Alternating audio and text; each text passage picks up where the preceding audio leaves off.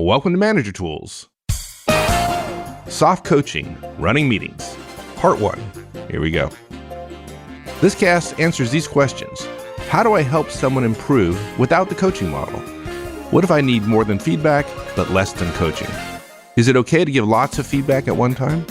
Well, if you want answers to these questions and more, keep listening. Have you ever had a horrible boss? If you have, it is nowhere near the comedic adventure that the movie would lead you to believe it is. Having a bad boss feels less like a comedic farce and more like a horror movie. Register today at manager-tools.com/training to join us for one of our effective manager conferences held internationally. We'll help you to not be the antagonist in your direct's biography. Surprise, surprise, Mark. You can actually improve somebody's performance without fully coaching them. Of course, feedback would be part of that, I guess, but there's more here. Yeah. And actually, of course, like if you were coaching me, you can't improve my performance. Only I can improve my performance, but you can give me a framework that makes it easy for me to understand what I'm supposed to do and keep me posted on how I'm doing. Yeah. I still don't know whether you improve your performance or not, but that's exactly. That's for the most people listening, it's probably not a problem. You're lucky you didn't hire me, right? I mean, you can't say that you hired me, so I'm not against your retention scores when you have to get rid of me. I don't know if you recall our history, but actually I did hire you and I paid you lots of money to improve my organization. No, you engaged my consulting firm. But at Manager Tools, I don't think we hired one another, did we? No, I don't think so. Yeah, I know. Lucky us. Yes. Some people don't have the time or the inclination. I find it odd, but I don't care. That's the behavior that they don't want to use the coaching model. They don't want to set a goal and so on. And so for years, I've been using this technique, and it wasn't until I suggested it to somebody a couple of months ago, I think in Washington, and they said, well, that's not really the coaching model. I said, no, it's not. It's just a way I'm just going to bury you in feedback. And the guy kind of laughed. I said, I don't mean that in a negative way. I'm just going to, okay, let me put it differently. I'm going to bathe you in feedback. I'm going to say, we're going to work on this area and we're going to give you lots of feedback. He says, that's great. I love that. I'm going to start using that. I'm like, okay. I don't think of soft coaching and coaching as being a big difference. But if tens of thousands of managers in the world do, it'd be crazy for me not to share a technique I've been using for years in coaching executives. So 6 parts of the cast. First, we're going to say, what is soft coaching? Then we're going to go through the steps. The first step is to gain agreement on your soft coaching with your direct. It's pretty simple. Next, you don't need to do brainstorming. You don't need to do goal setting, which will be a big plus, I think, for a lot of managers. Now, if you've done it 100 times, 500 times, it's no big deal, but sometimes you have to get over that hump. You can recommend additional resources for your direct to use, but it's not necessary. And the heart of the model is to suggest tasks that they do and then give them detailed feedback on those tasks. And that basically calls on the event-based feedback model. And which we'll go over, folks. If you're not familiar with our event-based feedback model, those of you who are licensees, of course, in your show notes, you'll have a link to that cast, so you'll be able to find it easily. But we'll give you a high-level overview. And for those of you who get the high level but really want more, as we've said many times and have trademarked the phrase, there's a cast for that called event-based feedback, and you can go listen to it. And the last step is just to assess performance regularly. It's very easy when you set a goal to know we're not there.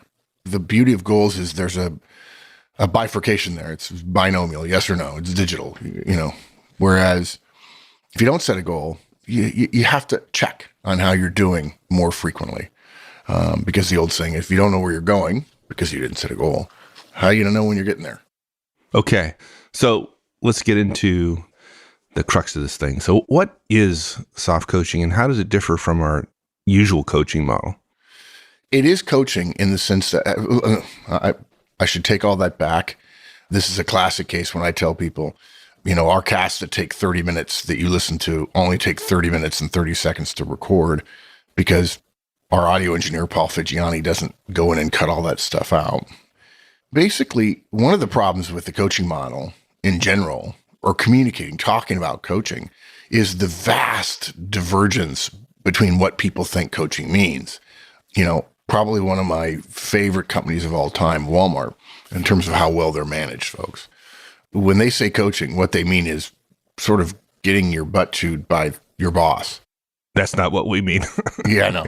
A lot of managers, when they say coaching, what they mean is sitting down with your direct for 5 minutes and say, you could do this better by doing this or that. It's very episodic, or no, it's not even episodic. It's very targeted. It's one time, and that serves as their performance improvement. I do think a lot of what managers do, this is just my experience years ago, and having coached hundreds and thousands or whatever, that seeing them, the vast majority of managers are hamstrung by the fact that they don't think they know what they're doing. And that's a cloud over them, and it affects their ability to be positive or to try things and to be willing to experiment and to learn and to say to a direct, look, I'm going to try something. I'm not sure it's going to work, but dude, if we don't do anything, in 3 months, you're still going to be where you are now. So to me, the name soft coaching is a way to get the kind of improvement in a targeted area that our coaching model suggests is possible and proves is possible, without going through the structure of the coaching model. Now, those of you who haven't listened to the coaching model, you're probably thinking, oh my gosh, it's terribly structured. It's not. There are 4 steps, and you're really only involved in 2.5 of them.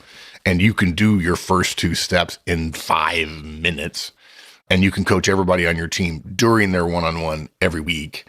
So if you think coaching is really burdensome, and yet you can do it within an existing process, well, we have to talk about that. But basically, it's the idea of let's focus on a particular area and improve it at a slightly less intense, not that the coaching model is intense, level than the coaching model. It basically means giving relatively high levels of feedback. And I say relatively because I don't mean high, like 20 or 30 a day. Relatively high levels of feedback using the Manager Tools feedback model to a specific direct over a short period of time, maybe month, 2, 3, to help them improve in a specific area. Rather than using the coaching model, which we recommend requires some goal setting, some brainstorming, and it probably we generally recommend not using it if you think someone can improve in an area in less than 3 months. So if it's going to take 6 months for them to get there, assuming you understand the behavior you want to change and so on, if it's going to take less than 3 months, then you probably want to consider using soft coaching. Soft coaching doesn't require a lot of planning or structure. It basically says, hey, look, dude, you need to get better in a certain area. I'm going to pay attention to you in that area in the coming weeks or maybe months, and give you lots of feedback around it to help you focus on it and improve in it. And for those of you who may not know us, when I say feedback, don't jump to the conclusion that I mean negative feedback. When I say feedback, when Mike and I say feedback, when Manager Tools says feedback, we mean just feedback, positive or negative. And if your thought is feedback is essentially negative, my guess is then you're not achieving a high level of positive feedback. And negative feedback begins to lose its effectiveness if you don't mix it with positive feedback. You begin to destroy the trust, whatever level of trust you have with a direct, if the only way you give feedback is if it's negative. So look, a classic example of this would be, let's say you're a manager and you manage individual contributors, not other managers or supervisors or team leads or what have you. And they want to learn to run meetings maybe before she can be given some project management responsibilities, right? The company says, hey, look, the next step for her would be project management to lead her into the kind of things she has to deal with when she's a full-time manager. And you know full well that one of the things that other people in your organization struggle with is they become a project manager and they don't understand the pieces that go with it, like running meetings or status reporting or potentially project management one-on-ones. And you say, well, let's piecemeal get her ready for that because she's super good at her job. I love her, but she's never managed a project before here across functions. So one of the things I can do is in the next couple of months, I can get her good at running meetings. And that way, when she becomes project manager, she'll know how to run meetings. And everybody else will be struggling to run their meetings and look like fools. And she'll be in there like, no problem. I got this. So using the MT coaching model here would work great. But a lot of managers would say, the full coaching model isn't really necessary and I want something simpler. And I will say this, I've had a conversation recently with a couple of people who said, I finally have to do some coaching. And I kind of went, what? Coaching, if you're a baseball fan, I have a Dodger cap on as we're recording. coaching is not a knuckleball. And if you don't know baseball, knuckleballs are very rare. Only 1 or 2 or 3 or 4 pitchers more lately in the big leagues throw knuckleballs. Coaching is fastball, curveball, slider, changeup. I mean, it's part of the core. It's part of the Right. it's part of the Trinity. Come on. That statement, like I finally have to do coaching. It's kind of like a football coach saying, I've kind of figured I finally have to start practices. He's like, really? I guess I need to adopt this forward pass idea. I don't know. But here's the danger of that. If you're holding back on doing coaching and learning the model on small things, running meetings, giving presentations, email communications, meeting deadlines, relationships with a particular direct, or generally more broadly with the entire, building an external network, building an internal network, all of those writing skills, what have you. If you're not using coaching for that, when you finally get somebody who doesn't click with you and their performance declines and you suddenly realize, wow, I could see in 6 or 9 months that this person could be at risk, and you haven't used the tool very well. When you get to late stage coaching, and if you don't know what late stage coaching is, folks, it's what many companies would call a performance improvement plan. But the only time they tell you should use this tool is when you're doing a performance improvement plan. And the only reason they're doing it in most cases is to document why they're going to fire somebody. Whereas our late stage coaching model says, don't fire them, save them, because they're expensive and they're valuable and they're people. And if you've not used the coaching model and the first time you use it in late stage coaching, you're not going to be any good at it. And your directs deserve better than that. Imagine if your boss said, I don't want to do this part of my job. And then when suddenly you're at risk as a manager, your director, your boss says, oh, we have to do this. By the way, this is going to stink because I'm not very good at this. Like, what? It's part of your job. How can you not be good at it? So it's good to use the coaching model to develop experience with it. And it's risky if you don't. But look, in the example of running meetings, you don't have to wait for an opportunity to expose your direct to running meetings, right? You can just delegate running your meetings to her. And furthermore, if you delegate your meeting facilitation to her, I'll come back to that, you'll be there to get plenty of chances to provide fodder for the frequent feedback you're going to give her. I've said this to a few folks, and I've been getting some looks that suggest I should have said it 20 years ago. It's my fault. If you're running a meeting as a manager, you're having to do 3 things. You're having to run the meeting. Probably you want to provide content to the topics that are being discussed in the meeting. Ideas, suggestions, recommendations, challenges, disagreements, whatever. You're going to have opinions, and you're going to have guidance, and you're going to have directions, and you're going to have maybe even commands for some people. Don't do X until you've told me that Y is done, as an example. You can do that as a manager. And then the third thing you ought to be doing, but some people are not, is observing how your directs interact with one another. Who's respected, who's not, who's willing to behave in a way that's not respectful of meeting ground rules in front of you. Because if they're willing to do that in front of you, they're absolutely willing to be a pain in the butt to a bunch of their colleagues when part of your team is having a meeting. Of those 3 things, running a meeting, providing content to the professional efforts your team and you make, and observing your directs, which one is least important? Holy Toledo, it's running a meeting. As I like to tell people, a monkey could run a meeting. You don't need your level of knowledge and expertise to run a meeting. Why wouldn't you then delegate the running of meetings? You get the benefit of being able to focus on the 2 most important things, and your directs learn how to run meetings. Now, you might say, well, they don't want to get promoted, Mark. They don't want to be a project manager. It's fine. But there are times when you can't run your staff meeting. Should your staff meeting not exist when you're not around? I disagree. I think part of the purpose of a staff meeting, and there's a cast for that, running your staff meeting, where we provide an agenda and so on, is for your team to communicate with one another. I would be embarrassed if Mike and I weren't on our weekly operations call, which is more of an all-hands call than a staff meeting, and the meeting wasn't run efficiently. I would be mortified. Right. We know that because we've been gone, and the meeting went swimmingly, or at least we were told it was. Or better even, who knows? Yeah, better. Yeah. I was in a meeting at a nonprofit recently, and the chair of the meeting said, I wasn't here last month, and I'm told that meeting ran better. And so I'm going to try harder to run my meetings better. And there were several eye rolls. Well done. Well, I think that's good. Yeah. All right. So first step in the process, now that we've defined it, we're going to gain agreement with our direct about doing some soft coaching. Again, soft coaching is less involved than regular coaching, but it is more intense than quotidian feedback delivery that's sort of on different topics at different times. And there's no real systematic, in a normal day-to-day experience, there's no real systematic, thematic approach to feedback. It is just, I'm going to get a chance to observe and or measure your performance. And when it's good, I'm going to tell you. And when it's not good, I'm going to tell you. The manager is literally the performance microphone of the organization to a direct of theirs. And so it's been our experience that if you do soft coaching, you will start giving 2 or 3 or even 5 times as much feedback as a normal manager would, and largely focused on one particular area.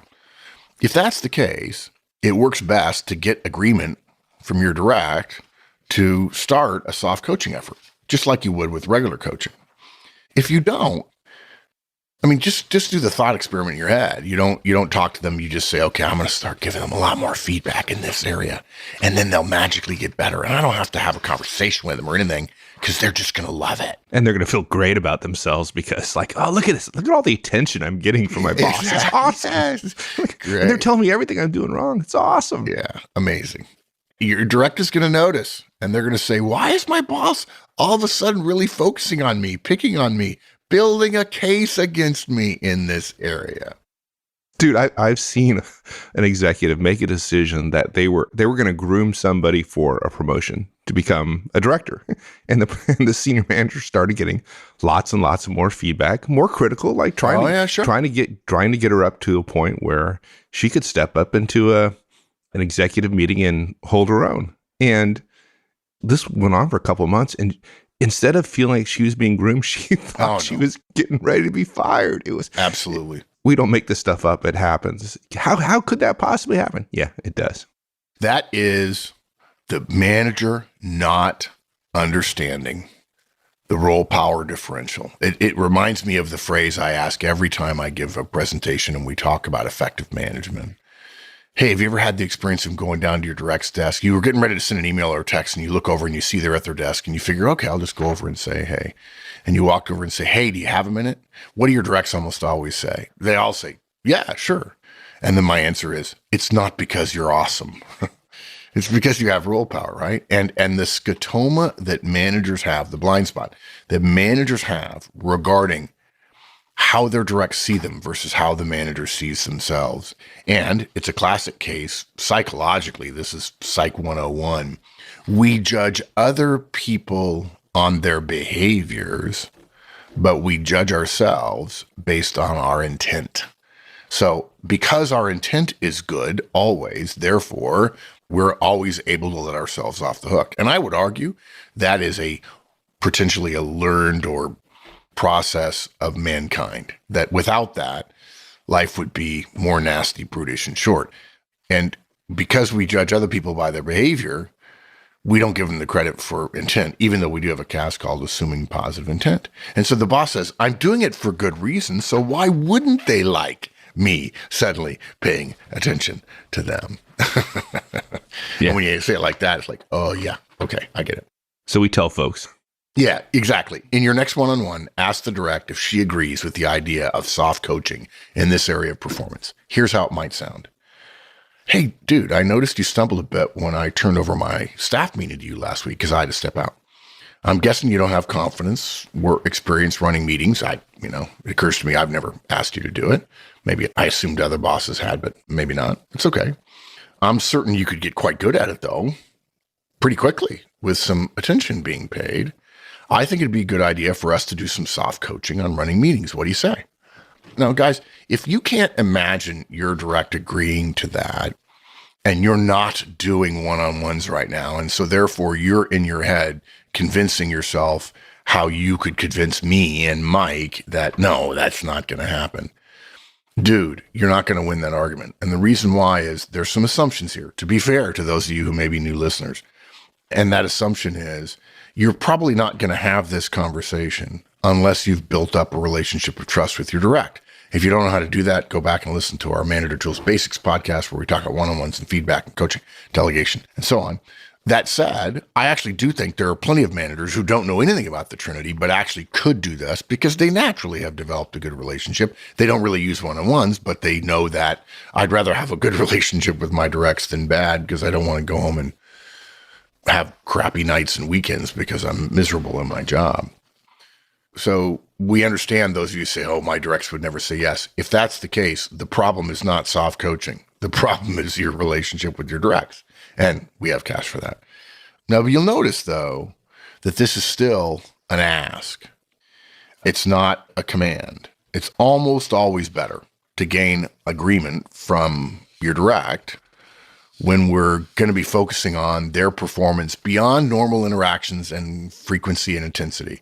So I don't need a direct to sign a formal document saying, I accept that my manager is going to use the feedback model, the Manager Tools feedback model, to talk to me about my performance.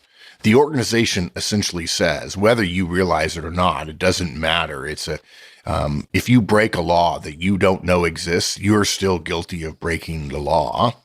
So in organizational life, the moment you accept a job, you accept the idea that you're obligated to receive performance communications about your performance. Otherwise, the organization will not survive, will not be sustained. The person who's going to have to deliver that to you, by definition, is your manager, although technically anyone higher ranking than you could. And please don't argue with us right now about vertical structure of organizations. If you're thinking, that's why I don't want vertical, because somebody else the ability to give me feedback, you're never going to create a highly successful, completely flat organization that magnifies human potential. You can create a flat organization. Just having an organization isn't important. What's important is the magnification efforts of human abilities and achievements and productivity through the structure of an organization. And most sociologists will tell you the greatest achievement of mankind is large organizations. So you're going to have to get feedback. And so therefore you have no defense against that. But a manager who wants to give you more intense feedback in a particular area, it makes a lot of sense for us to ask. Okay. Now, I said intense, but folks, you're never going to be able to convince me that soft coaching is more intense. And if you have somebody say, ooh, that sounds really intense, say, no, intense is getting shot at. Okay. Intense is a car wreck. Intense is holding your kid's hand and when you let go, turning around and not seeing them for a second. That's intense. Intense is not, I'm going to give you 4 or 5 bits of feedback in a pleasant tone of voice after you try to accomplish a task because I care about your performance and I want you to do better. It's not intense. And frankly, think about it this way, guys. If you're familiar with our teachings on feedback, even when we recommend you give one piece of feedback all by itself, we still recommend you ask permission to do so. Okay, so the conceptual issue here is that we recommend you use relationship power, and relationships rely on agreements and understanding and trust, rather than role power, which generally relies on commands and consequences. And as any experienced MT listener knows, relationship power leads to commitment energy, whereas role power leads to compliance energy. And high performance is never achieved through compliance energy. It's always achieved through commitment energy. If we're suddenly going to start giving more feedback to a direct, that means they're going to be getting more negative feedback in there as well. And so it's better to do that from a position of trust. Now, why wouldn't a manager want to gain agreement from a direct in an effort to improve their performance in a certain area, right? Why wouldn't you? I mean, hopefully we've just convinced you, but even if we haven't, at some level, you're probably going, yeah, ideally, if I'm going to help somebody try to get better, let's be in agreement before we get started down this road. It's a bit like choosing your worst enemy to go on a cross-country road trip with. No, you probably wouldn't do that. You'd rather choose somebody you generally trust and have a good relationship with and can reach agreement with on things. Now, we typically hear 2 answers to the question of why managers wouldn't want to gain agreement? The reasonable answer is the one that we understand and respect is, what if I'm focusing on them because their performance is putting their employment with us at risk? I mean, they're in serious, like we're talking about late stage coaching. Can I be sure that the direct understands that when I asked to coach, or maybe even to soft coach them if you're not there yet, if they say no, can I be sure that they understand that when they say no, they are choosing, because I've asked, if I ask, then I'm giving them a choice. They're putting their performance, they're putting their job at risk in the short to medium, certainly to the long term. So in this example, managers say, well, the reason I don't want agreement is because I'm obligated to keep them. And in this case, it's not that the manager doesn't want agreement. Perhaps he's even asked, but rather the direct refuses to give it. And the underlying fear around this is well placed. A manager oughtn't rely on relationship power alone if the direct's job is at risk. If you lost somebody because you kept asking them to do better and they didn't, that wouldn't look well on your managerial scorecard. The expectation is if you're asking, if you've done a reasonable effort of building trust and you've asked and the director is saying no and saying no and saying no, then you're going to start saying, okay, unfortunately, I do have the authority to tell you, you need to be at this place at this time, and we're going to agree to these things, and you're going to sign this document. Now, if the direct chooses to resign, that's one thing.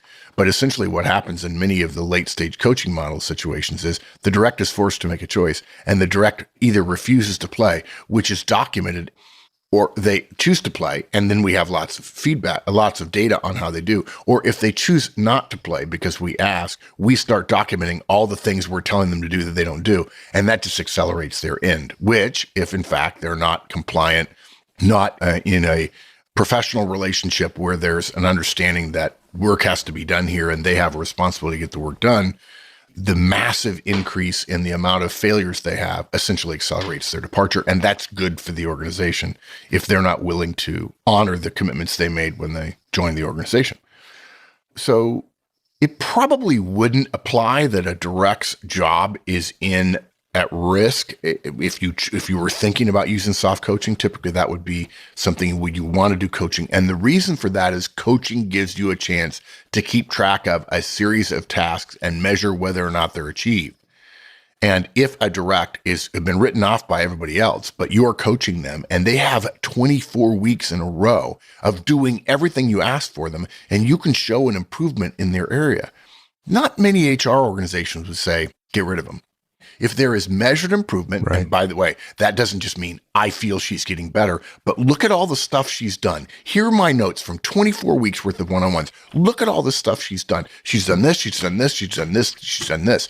That literally throws in the face of somebody who wants to get rid of somebody the whole idea of a performance improvement plan, which is often used to get rid of somebody because it gathers data on their failure. You've been gathering data on their success. So, even though it wouldn't apply to soft coaching, that's relative. I think that's relevant to our discussion about soft coaching as part of the performance improvement continuum that exists for most managers. To some degree, the managers are obligated to get results. And if you didn't use role power, it'd be a dereliction.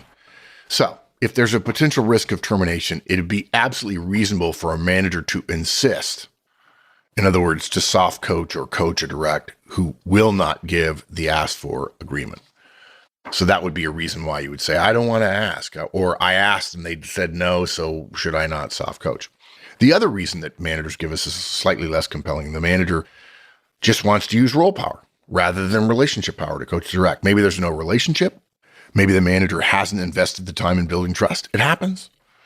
Maybe the manager isn't invested in the direct success. Embarrassing, but it happens. Regardless, asking for agreement risks agreement being denied. And that's a risk a lot of managers, in my estimation, too many, but it's an individual decision that many managers aren't willing to take, and mistakenly. If you have that one, I'm not going to try to overcome it. I'm just going to tell you, you're wrong. Because otherwise this cast is going to be 2 hours long. It's already over a half an hour, so this is a good point to stop and pick this up again next week. What do you think? Good. Can do. All right, my friend. This is good. Can't wait to do the next part. Yeah, good. Talk to you then, partner. That's it, everyone. Have a great one. So long.